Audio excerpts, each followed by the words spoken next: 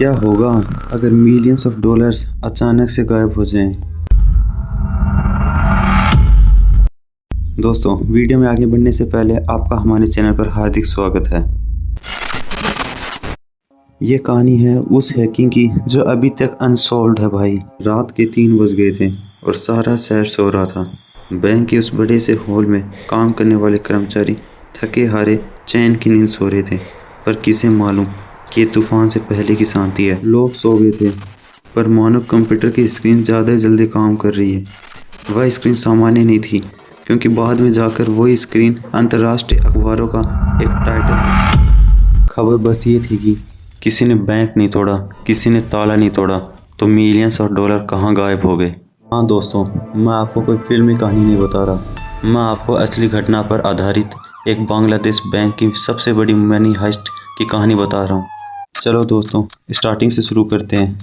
होता यूँ है कि बांग्लादेश के पास सबसे बड़ा खाता था, जो अमेरिका के फेडरल रिजर्व बैंक में रखा था। खाता इसलिए रखा जाता है कि अंतर्राष्ट्रीय स्तर पर आसानी से ट्रांजैक्शंस हो सकें। एक देश का अलग अलग देशों में खाता होता है, जिससे क्रॉस बॉर्डर पेमेंट आसानी से हो सके। तो दोस्तों, अभी आप ही सोचो, अगर उस खाते में कुछ गड़बड़ी आ जाए तो पूरे अंतर्राष्ट्रीय स्तर पर इसका जिक्र होगा। ऐसा ही कुछ बांग्लादेश के खाते के साथ हुआ। जब सुबह कर्मचारी आए तो उन्हें कुछ अलग दिखा। उन्हें दिखा कि बैंक में कई सारे ट्रांजैक्शंस हुए हैं। पहले तो उन कर्मचारियों को लगा कि ये कोई टेक्निकल एरर है, लेकिन जैसे जैसे टाइम बीता, जांचें हुई और जांच होने पर यही पता चला कि ये पैसे रियल ओनर को ट्रांजैक्ट नहीं हुए हैं। दोस्तों, आपके मन में भी आ रहा होगा कि बिना कोई जांच पड़ताल करे इतने मनी ट्रांजैक्ट हो कैसे सकते हैं। तो चलो मैं आपको इसके पीछे का एक कारण बता दूं। जब एक बैंक एक दूसरे को पैसे भेजते हैं तो वह बड़ी ही मानकृतिक भाषा और सिस्टम का इस्तेमाल करते हैं। उसका नाम होता है स्विफ्ट। यह कोई पैसे भेजने वाली मशीन नहीं, बल्कि संदेश भेजने वाला एक नेटवर्क है। बैंक इसी के भरोसे पर चलता है।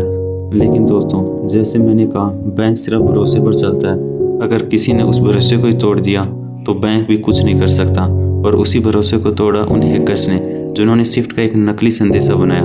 मिलियंस ऑफ डॉलर्स की फेक ट्रांजैक्शन को सफल करने में सक्षम हुए। दोस्तों, ऐसा नहीं कि इस केस के ऊपर किसी ने जांच नहीं की। इस केस के ऊपर जांच हुई, लेकिन ये केस इतना पेचीदा है कि इसके बारे में आज तक कोई नहीं समझ पाया, क्योंकि ये एक इम्पॉसिबल था। ये पहली बार हुआ था कि फेक ट्रांजैक्शंस वो भी इंटरनेशनल लेवल पर हुए हो। दोस्तों, उन हैकर्स द्वारा बनाए गए स्विफ्ट नेटवर्क को इस तरह डिजाइन किया था कि फेडरल रिजर्व के बैंक ने भी उसको एकदम सही मानकर आगे की प्रोसेस शुरू कर दी। जब तक फेडरल रिजर्व बैंक कुछ समझ पाता, उससे पहले 5-6 ट्रांजैक्शंस सफल हो चुकी थी। उन सफल ट्रांजैक्शंस की मदद से लगभग 81 मिलियन डॉलर जितनी बड़ी राशि अलग अलग खातों में पहुंच चुकी थी। लेकिन दोस्तों, अटैकर्स ने सिर्फ स्विफ्ट नेटवर्क का ही संदेश फेक नहीं बनाया, उन्होंने इंटरनल रिकॉर्ड्स और स्क्रीन रिकॉर्ड्स में भी छेड़छाड़ की थी। मतलब उन्होंने कंप्यूटर पर चलने वाले लोग और जो स्क्रीन पर दिख रहा था उसमें कुछ बदल दिया, ताकि बैंक के अंदर के लोगों को यही लगे कि सब कुछ सामान्य है। अगर कोई बैंक कर्मचारी स्क्रीन पर देख भी लेता तो स्क्रीन चैप्टर पर वही दिखाई देता जो अटैकर्स दिखाना चाहते हों। ये अटैकर्स का मास्टर प्लान था, ताकि किसी को भी शक ना हो और पैसे बिना रोक टोक के आराम से ट्रांजैक्ट होते जाएं। दोस्तों, अटैकर्स का प्लान तो इसके बहुत बियॉन्ड था, लेकिन वो सक्सेसफुल नहीं हो पाया, क्योंकि उन्होंने एक बड़ी गलती कर दी थी। वो थी स्पेलिंग मिस्टेक। उन्होंने न्यूयॉर्क से भेजे गए मेल में एक स्पेलिंग मिस्टेक कर दी, जिससे बैंक के कर्मचारी को उन पर शक हो गया और उन्होंने इसकी आगे पुष्टि के लिए रिजर्व बैंक में भेज दिया। एक वही पुष्टि थी जिसकी वजह से आगे बड़े बड़े ट्रांजैक्शन रुक गए, वहीं पर स्टॉप हो गए। कई लोग इसको सिर्फ किस्मत मानते हैं, पर हमारा मानना है कि ये एक कर्मचारी की एक्टिवनेस थी जिसने आगे बड़े बड़े ट्रांजैक्शंस को रुकवा दिया। दोस्तों, लेकिन ट्रांजैक्शंस तो हुए थे, चाहे वो 5-6 ट्रांजैक्शन से क्यों ना हो, और वो भी बहुत बड़ी राशि में। 81 मिलियन डॉलर जितने रुपए अचानक से गायब हो गए थे। और अब सबके मन में सिर्फ एक ही सवाल आ रहा था कि आखिर इतने पैसे गए तो गए कहाँ। दोस्तों, अब रोचक बात समझो, वो पैसे किसी के पास सीधे नहीं गए, बल्कि वो पैसे छोटे छोटे हिस्सों में बांट दिए गए और वो अलग अलग देशों के बैंकों में जमा करा दिए गए, ताकि किसी को भी पकड़ना मुश्किल ही नहीं, नामुमकिन हो जाए। ये पैसे वर्ल्ड वाइड ट्रांजैक्ट हुए थे।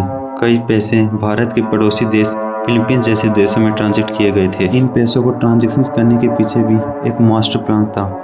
इन पैसों को ऐसे ट्रांजैक्ट कराया गया जिससे किसी को भी शक ना हो, क्योंकि कुछ पैसे तो कैसीनोस के पास गए, कुछ पैसे सेल कंपनीज में रखे गए और कुछ पैसे वहां के स्थानीय व्यापारियों के खातों में किए गए।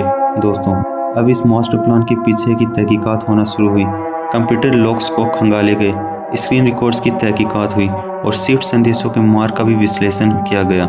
धीरे धीरे ये साफ हुआ कि अटैकर्स ने बैंक की कुछ मशीनों में अलग सॉफ्टवेयर डाल दिया जिससे वो स्क्रीन ब्लैकआउट हो जाए और वो बन जाए जो हैकर्स दिखाना चाहते हों। और दोस्तों करोड़ों रुपए की रकम को अलग अलग देशों के छोटे छोटे कोने में बांट दिया ताकि कोई इस्तेमाल करे तो पूछे नहीं कि ये रुपए कहाँ से आए। समय के साथ साथ लिंक्स निकले, फिलीपींस जैसे देशों में कार्रवाई हुई, खाते को स्थगित किया और कुछ लोगों पर संदेह होने के कारण उन्हें गिरफ्तार भी किया। दोस्तों इस घटना के बाद वर्ल्ड बैंक स्ट्रिक्ट हो गए और उन्होंने स्विफ्ट से जुड़े सिस्टम को भी एडवांस कर दिया। और दोस्तों ये नहीं, उन हमलावरों को पकड़ना इतना आसान नहीं था क्योंकि उन्होंने करोड़ों रुपए की रकम को बाजार में छोटे छोटे हिस्सों में बांट दिया जिससे उनकी असली लोकेशन ट्रेस करना नामुमकिन हो। दोस्तों इतने बड़े घोटाले का पर्दाफाश एक देश नहीं कर सकता था क्योंकि ये अंतर्राष्ट्रीय मुद्दा बन गया, इसलिए सभी देशों को एकजुट होना पड़ा। दोस्तों अब हम बात करते हैं इतना बड़ा घोटाला हमेशा के लिए राज्य क्यों रह जाता है। इतने बड़े घोटाले के पीछे इन अटैकर्स का एक मास्टरमाइंड था। ये कभी भी अपनी एक लोकेशन नहीं रखते और इनकी अक्सर कई तरह के प्रॉक्सीज, कॉम्प्रोमाइज्ड मशीन्स और थर्ड पार्टी इंफ्रास्ट्रक्चर का इस्तेमाल करते हैं ताकि उनकी लोकेशन को ट्रेस करना मुश्किल ही नहीं नामुमकिन हो जाए। और सिक्योरिटी फर्मों ने तो यहाँ तक कह दिया कि इतने बड़े घोटाले को अंजाम देने के लिए स्मॉल ग्रुप नहीं, इसके पीछे एक राष्ट्रीय स्तर का बड़ा ग्रुप है। पर आधारिक तौर पर किसी देश को दोषी ठहराना हमेशा मुश्किल होता है क्योंकि ठोस सबूत जुटाना और उसे साबित करना लंबा और एक जटिल काम है।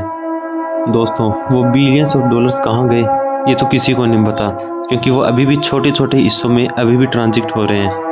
लेकिन दुनिया ने इतने बड़े घोटाले से सिर्फ ये सीखा कि टेक्नोलॉजी कितने भी आगे क्यों ना चली जाए, वो कितने भी मजबूत क्यों ना हो जाए, इंसान की निगरानी रहना बेहद ज़रूरी है। दोस्तों आज उस घोटाले को गुजरे हुए 9 साल हो गए, पर जब भी बांग्लादेश इस घोटाले को याद करता है तो वह शर्मिंदगी से अपना सर नीचे कर लेता है और उसके दिमाग में सिर्फ वो अफसोस रह जाता है। तो दोस्तों ये कहानी असली है, ये 2016 में घटी एक घटना है जिसने पूरे बांग्लादेश को हिला दिया था।